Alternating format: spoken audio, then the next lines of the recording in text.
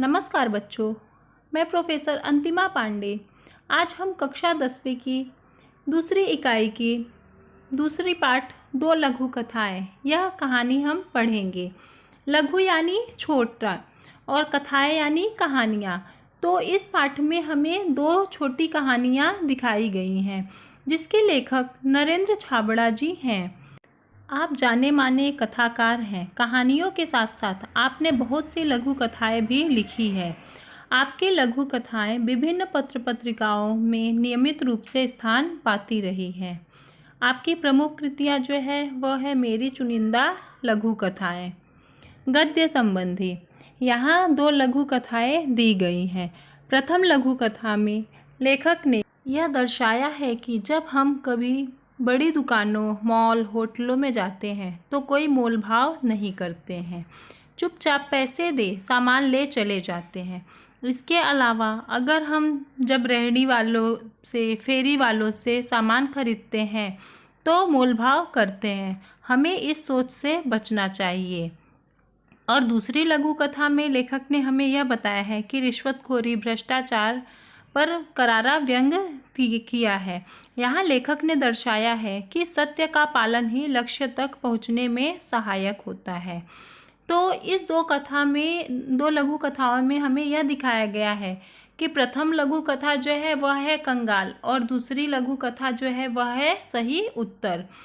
तो हमें इन दोनों कथाओं के माध्यम से यह पता चलता है कि जो पहला लघु कथा है कंगाल, उसके माध्यम से हमें यह पता चलता है कि हमें ये अपनी सोच को बदलना चाहिए। यानी जो भी हम बार्गेनिंग वगैरह कहीं पे भी जाते हैं, छोटे मोटे दुकान पे या फिर ठेले वालों के पास या फिर जो भी फेरी वाले होते हैं, जो भी सामान लेकर आते हैं बेचने के लिए, उनसे हम जो भी रहता है बार्गेनिंग करने लगते हैं।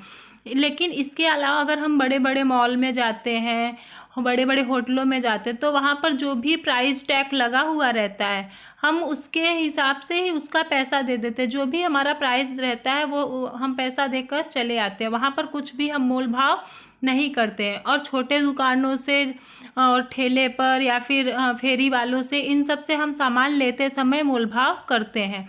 तो हमें इन सब सोच से बचना चाहिए, ऐसा लेखक कहते हैं। और उसके अलावा दूसरी लघु कथा में उन्होंने बताया हमें भ्रष्टाचार, रिश्वतखोरी इन सब से बचना चाहिए और सत्य का पालन करते ही हमें अपने लक्ष्य को पाना चाहिए। तो बच्चों, हम आगे कंगाल जो कहानी है वह पढ़ना शुरू करते हैं। कंगाल। इस वर्ष बड़ी भीषण गर्मी पड़ रही थी।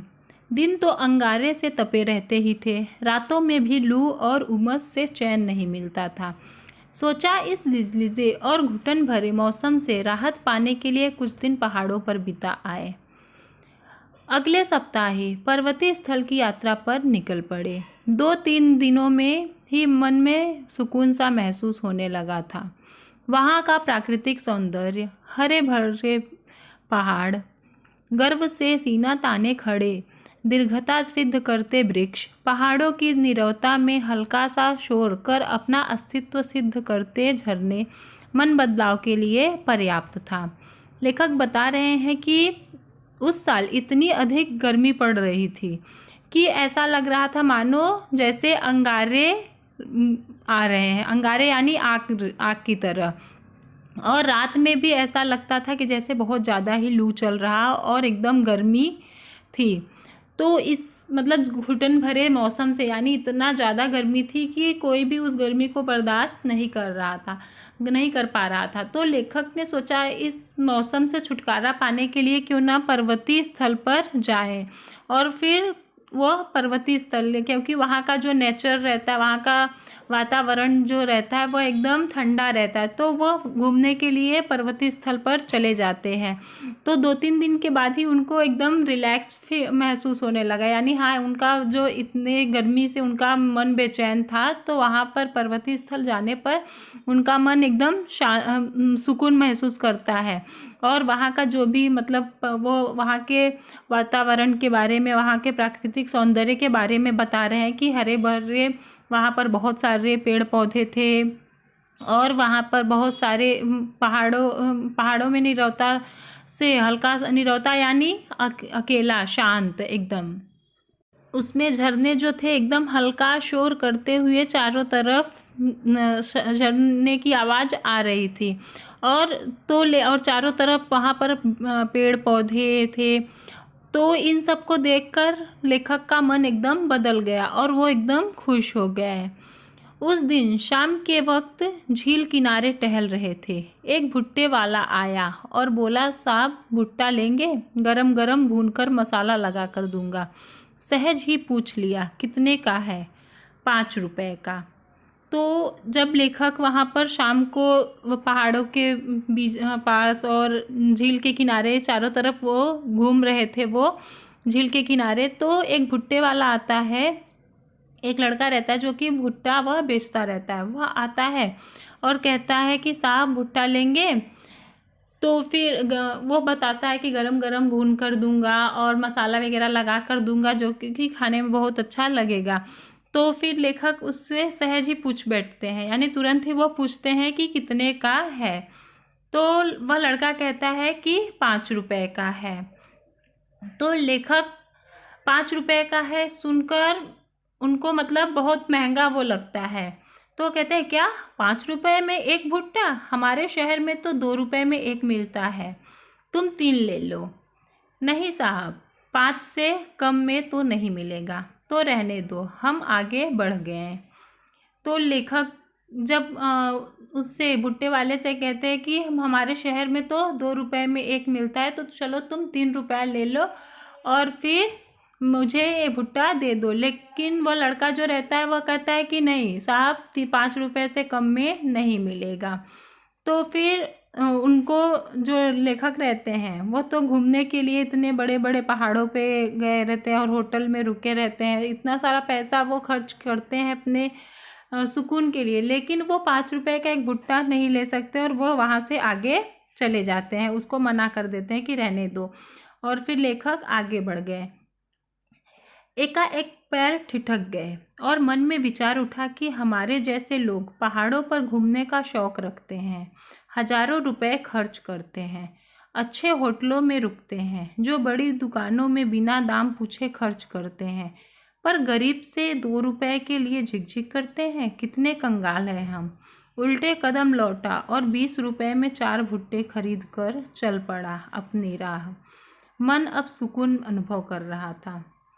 फिर लेखक जब तो वहाँ से थोड़ी दूर आते हैं तो उनका पैर एकाएक यानी अचानक ही ठिठक जाते हैं, वो यानी रुक जाते हैं।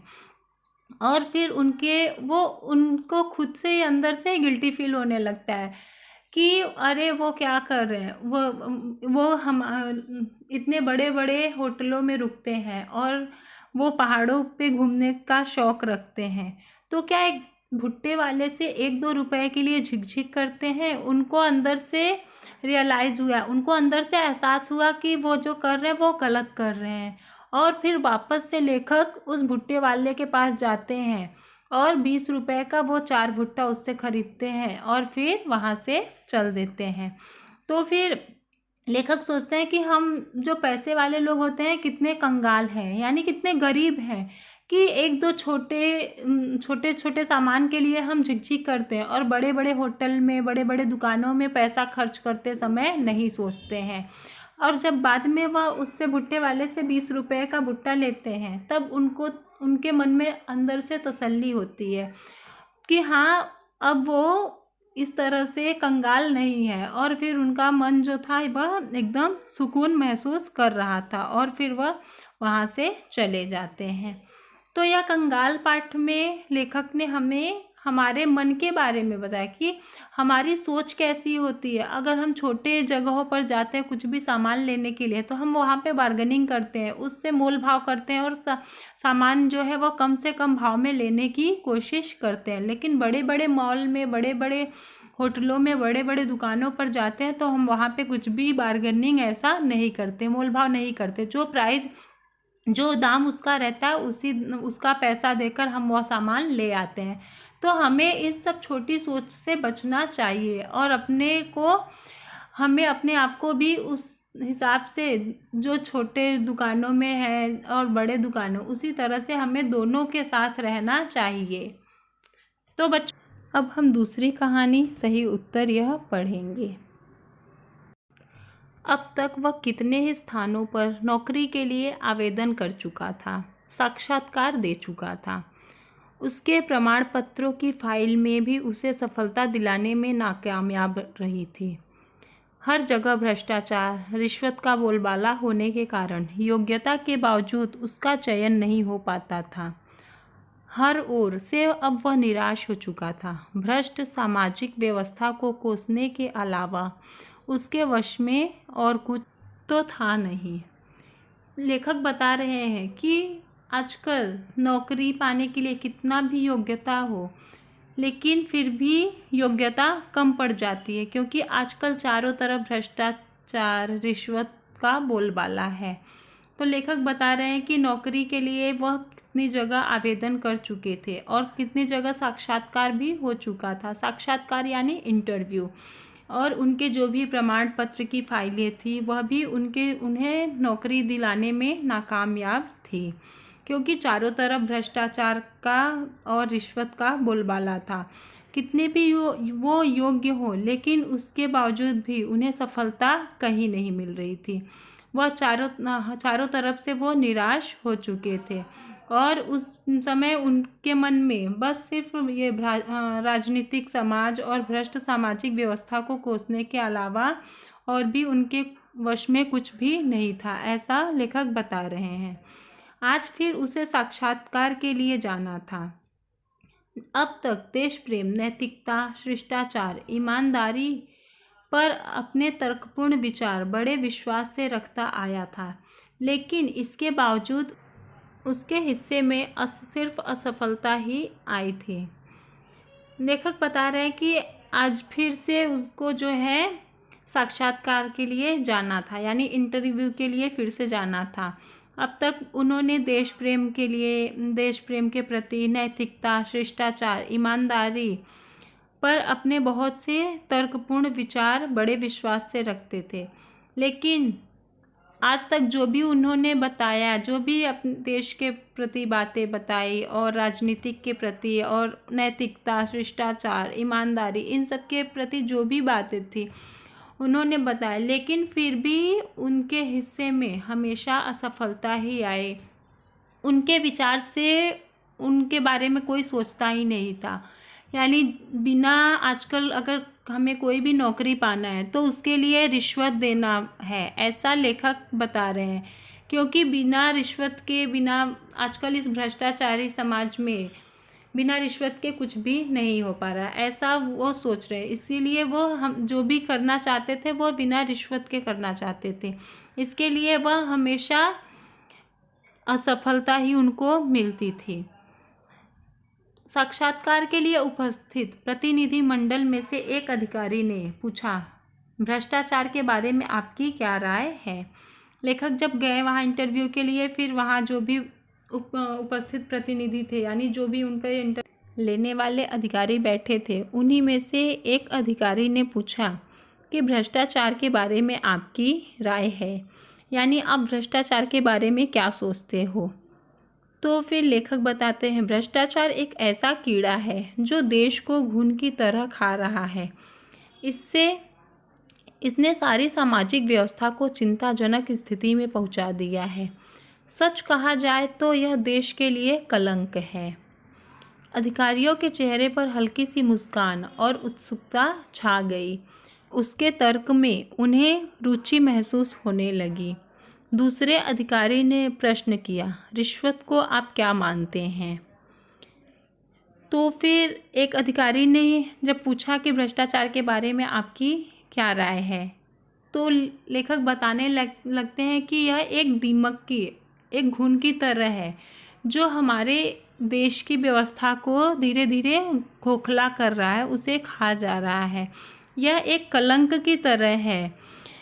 तो फिर जब भी लेखक की इन बातों को अधिकारी लोग सुनते हैं तो उनको अंदर ही अंदर बहुत खुशी महसूस होती है कि शायद से कोई ऐसा है जो कि सच बोल रहा है, क्योंकि जो भी लोग इसके पहले आए हुए थे इंटरव्यू वगैरह के लिए, वह एकदम उन अधिकारियों की हाँ में हाँ मिलाते हैं और जो भी बातें रहती वो उनको पैसे और ये सब देकर उन्हें अपने नौकरी के लिए मना लेते थे। लेकिन लेखक ऐसा बिल्कुल भी नहीं करते। वह जो बात सही रहता है वही उनके सामने वह बोलते हैं और फिर अधिकारी लोग उनकी बातों को सुनकर बहुत खुश होते हैं और अंदर ही अंदर मुस्कुराने लगते हैं और उनको और भी उनके बातें सुनने की इच्छा जागृत हो जाती है, उत्सुकता छा जाती है उनको और उनकी बातों को और भी अधिक रुचि से सुनने लगते हैं। फिर दूसरा अधिकारी जो होता है वह उनसे प्रश्न करता है कि रिश्वत के बारे में आपकी क्या राय है। फिर लेखक बताते हैं यह भ्रष्टाचार की बहन है। जैसे विशेष अवसरों पर हम अपने प्रियजनों, परिचितों, मित्रों को उपहार देते हैं, इसका स्वरूप भी कुछ वैसा ही है। लेकिन उपहार देकर हम केवल खुशियों का, कर्तव्यों का आदान प्रदान करते हैं, इससे अधिक कुछ पाने कुछ नहीं। जबकि रिश्वत देने से रुके हुए कार्य, दबी हुई फाइलें, टलती हुई पदोन्नति, रोकी गई नौकरी आदि में इसके कारण सफलता हासिल की जा सकती है। जब तक कि यह समाज के माथे पर कलंक है, इसका समर्थन कतई नहीं किया जा सकता, ऐसी मेरी धारणा है। कहकर वह तेजी से बाहर निकल आया। जानता था कि यहाँ भी चयन नहीं होगा। तो फिर जब लेखक से दूसरा कोई अधिकारी पूछता है कि वह ये रिश्वत क्या है, तो फिर लेखक बताते हैं कि यह भी भ्रष्टाचार की एक बहन ही है। वो भी जिस तरह से भ्रष्टाचार है उसी तरह से रिश्वत भी उसकी बहन ही लगती है। जिस तरह से हम शादी ब्याह में या फिर कोई विशेष अवसर होता है, अपने जैसे बर्थडे हुआ, जन्मदिन वगैरह ये सब होता है, या फिर कोई और भी उत्सव त्यौहार हुआ, तो हम अपने परिचितों को, अपने दोस्तों को, अपने मित्रों को, अपने जान पहचान वालों को गिफ्ट देते हैं, उपहार देते हैं और उनसे अपने खुशी का साझा करते हैं। तो यह जो है रिश्वत भी एक उसी तरह का है, लेकिन इससे हमारे खुशियों का साझा नहीं होता है, बल्कि इससे क्या होता है, जो भी रुके हुए कार्य होते हैं, दबी हुई फाइलें होती हैं, टलती हुई पदोन्नति यानी पद की उन्नति यानी प्रमोशन होना, रोकी गई नौकरी आदि, इसके कारण सफलता हासिल की जा सकती है। यानी जो भी हमारे काम में असफलता हमें मिलती है, हम कहीं पे भी कोई जॉब नहीं पा सकते, तो रिश्वत देकर आसानी से इन सबको किया जा सकता है। तब भी यह समाज के माथे का कलंक है। लेखक बता रहे हैं कि ये सब होने के बाद भी रिश्वत जो है वह एक कलंक की तरह है। तो लेखक फिर कहते हैं इसका मैं समर्थन कतई नहीं करता हूँ, और ऐसी उनकी धारणा है। धारणा यानी ऐसा उनका विचार है, ऐसा उनका मानना है। इतना कहकर वह फिर अपनी फाइल उठाते हैं और वहाँ से तेज़ी से निकल आते हैं, क्योंकि उनको भी लगता है कि हर जगह इसके पहले जहाँ जहाँ भी वो गए थे और ऐसा ही बात उन्होंने कहा था, तो इसकी वजह से उनको कहीं पे भी नौकरी, कहीं पे भी जॉब नहीं मिला, तो उनको लगता है यहाँ पर भी उनका चयन नहीं होगा। चयन यानी सिलेक्शन, यहाँ पर भी उनका सिलेक्शन नहीं होगा, और फिर वह वहाँ से बाहर निकल आते हैं। पर भीतर बैठे अधिकारियों ने गंभीरता से विचार विमर्श करने के बाद युवक के सही उत्तर की दाद देते हुए उसका चयन कर लिया। आज वह समझा कि सत्य कुछ समय के लिए निराश हो सकता है, परास्त नहीं। लेकिन जो भी अधिकारी लोग ने उनका इंटरव्यू लिया था, तो वह अंदर विचार विमर्श करते हैं कि हाँ, इस लड़के ने जो भी कहा वह सब सही कहा, कुछ भी उसने गलत नहीं कहा, और उसके विचारों पर, उसके कही हुई बातों पर उन्होंने उनकी दाद दी, यानी उनकी तारीफ, और फिर दाद देते हुए उनका चयन कर लिया। फिर उनको समझ में आता है, लेखक को समझ में आता है कि सत्य कुछ दिन के लिए निराश हो सकता है, लेकिन परास्त नहीं हो सकता। परास्त यानी हार नहीं सकता। सच जो होता है वह सच ही होता है। वह कुछ समय के लिए उसको मुश्किलों का सामना करना पड़ता है, लेकिन एक ना एक दिन उससे ज़रूर जीतना होता है। सच कभी हारता नहीं है, वह हमेशा अपने सच के कारण हमेशा उसे जीत ही मिलती है।